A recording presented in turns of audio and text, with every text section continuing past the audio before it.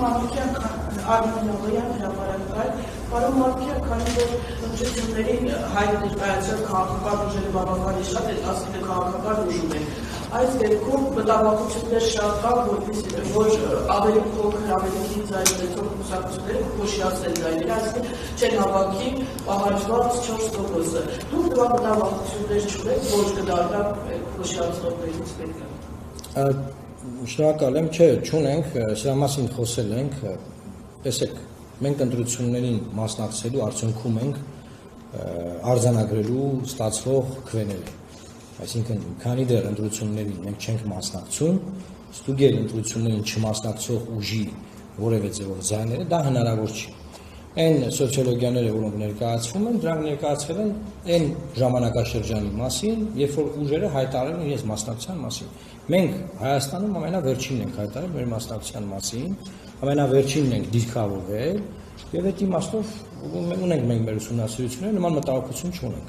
Ավելին ասեմ, նաեւ այդ շատ շահարկվող,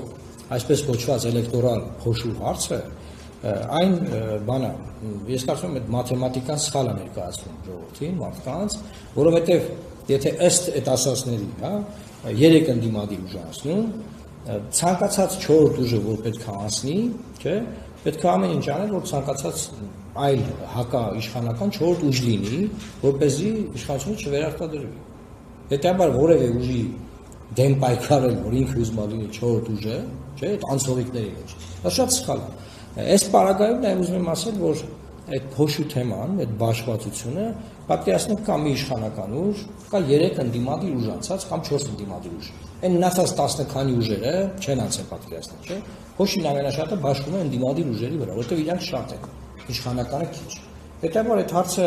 բացարձակապես բան է, ուռճացված հարց է։ Մենք գիտենք քաղաքական դաշտում քաղաքական միավորներ, որ իրանք ուզում են, որ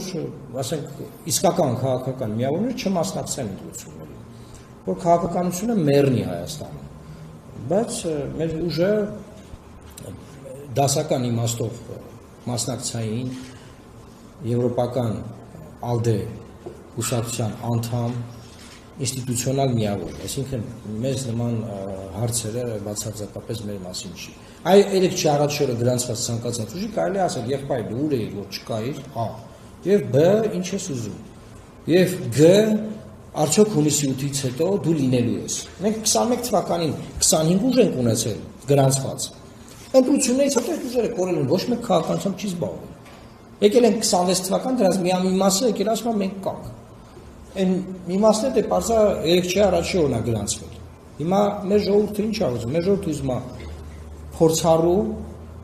թեմայից հասկացող, քաղաքական թեմաներից, հա, թեմայից հասկացող քաղաքական մարդկանց տեսնել ազգային ժողովում։ Եվ որը կապահովի նորմալ, հանգիստ կյանք, արկածախնդրությունից զերծ, եւ մեր երկիրը կտանի առաջ։ Ոչ թե ամեն օր մի արկածախնդրության մեջ մտցնեն, ասենք անդադար է երկիրը ցնցումների մեջ պահեն։ Այս ուսումնասիրությունը մենք ունենք, շնորհակալ եմ։